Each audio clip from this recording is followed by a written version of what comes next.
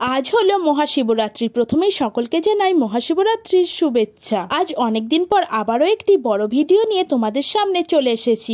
আজ শিবরাত্রি উপলক্ষে মাটি নিয়ে বসে পড়েছি শিবদুর্গাকে বানাতে, তাই সকলকেই রিকোয়েস্ট করছি পুরো ভিডিওটা প্লিজ দেখো, কেউ স্কিপ করে চলে যেও না। শিব মহাদেবের তো অসংখ্য ভক্ত রয়েছে, তাই প্লিজ ভিডিওটা স্কিপ না করে গিয়ে পুরো ভিডিওটা দেখতে থাকো। একটা ভিডিও বানিয়ে সেটাকে পোস্ট করার পিছনে 2 থেকে 3 দিন সময় লাগে। যারা কেবলমাত্র এই ইউটিউব করে তারাই সেই কষ্টটা বোঝে, কিন্তু তারপরেও যদি সফলতা না পায় তাহলে ভিডিও বানানোর কি আর ইচ্ছাটা থাকে, তোমরাই বলো বন্ধুরা। তাই তোমাদের কাছে রিকোয়েস্ট করছি অন্তত মহাদেবের এই ভিডিওটা একটি লাইক করে দিয়ে চ্যানেলটি প্লিজ সাবস্ক্রাইব করে দিও।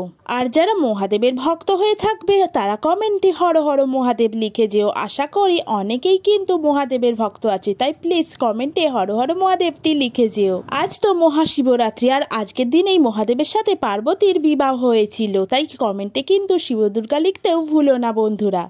তোমরা যারা চাও তোমাদের নামগুলো আমার ভিডিওতে নেই তারা এই বড় ভিডিওতেই কমেন্ট করে যেও। আমি এবার থেকে আমার বড় ভিডিওতেই তোমাদের নামগুলো নেব, তাই অবশ্যই বড় ভিডিওগুলো কিন্তু ফলো করো। তোমরা যারা কমেন্ট করে তোমাদের নামগুলো নিতে বলেছিলে তারা হলে কোয়েল, কেয়া, আয়ুষী, আরাধ্যা, নন্দিনী, সায়ন, মিলন, আকাশ, পাবদি, শিবম, কবিতা, ববিতা, আরিক, রিধিকা, বৈশাখী, তিথি, দীপিকা, অহনা, চন্দনা, রিয়াংশু, স্বর্ণালী, ঈশা, শ্রাবণী, ঐক্যশ্রিতা, রূপম, রূপকথা, সুদীপা, জ্যোতি, কৈশিকী, নন্দিতা, তৃষা, আসমাউল এবং তোষাদ। বন্ধুরা তোমাদের অসংখ্য ধন্যবাদ জানাই কমেন্ট করার জন্য। তোমাদের সাথে কথা বলতে বলতে মাথায় চন্দ্রধারী, গলায় সর্পধারী এবং হাতে ডমরুবাগী ত্রিশূলধারী মহাদেবকে তো বানানো হয়েই গেছে। এবার পার্বতীর প্রথমেই বডি স্ট্রাকচারটাকে বানিয়ে, পরনের শাড়িটাকে বানিয়ে, শাড়ির ভাঁজগুলোকে বানিয়ে, কুচিটাকে বানিয়ে নিচ্ছি। মাতা পার্বতীর শাড়ির নিচের অংশ বানিয়ে নেওয়ার পর পার্বতীর দুদিকে দুটো হাত বানিয়ে বডির সাথে ভালো করে অ্যাটাচ করে নিচ্ছি।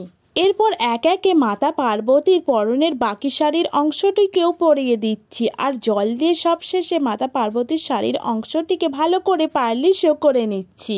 মাতা পার্বতীর আগে থেকে বানিয়ে রাখা মুখটি এবার বডির সাথে ভালো করে অ্যাটাচ করে দিয়ে মায়ের পরনের গয়নাগুলোকেও একে একে পরিয়ে দিচ্ছি। সাথে গয়নাগুলোকে সিম্পল কিছু ডিজাইনও করে নিচ্ছি। কেস ছাড়া কোনো নারীকেই মানায় না। এবার মাতা পার্বতীরও মাথায় কেসগুলোকে বানিয়ে নিচ্ছি।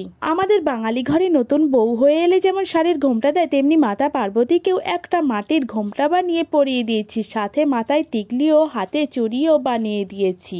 সব শেষে শিবদুর্গাকে আরো সুন্দর দেখানোর জন্য পিছন দিকে যেমন কিছু সাজানো থাকে সেরকম মাটিটাকে রুটির মতো করে বেলে নিয়ে একটু রাউন্ড শেপ করে কেটে নিয়ে তার উপর কিছু সিম্পল ডিজাইন করে শিব পার্বতীর পেছনে ভালো করে অ্যাটাচ করে দিয়েছি। এটা ভালো করে অ্যাটাচ করে দেওয়ার পর শিব পার্বতীকে আরো যেন সুন্দর দেখতে লাগছে। বন্ধুরা কারা কারা ভিডিওটা একটু স্কিপ না করে পুরোটা দেখলে অবশ্যই কিন্তু কমেন্টে জানিও।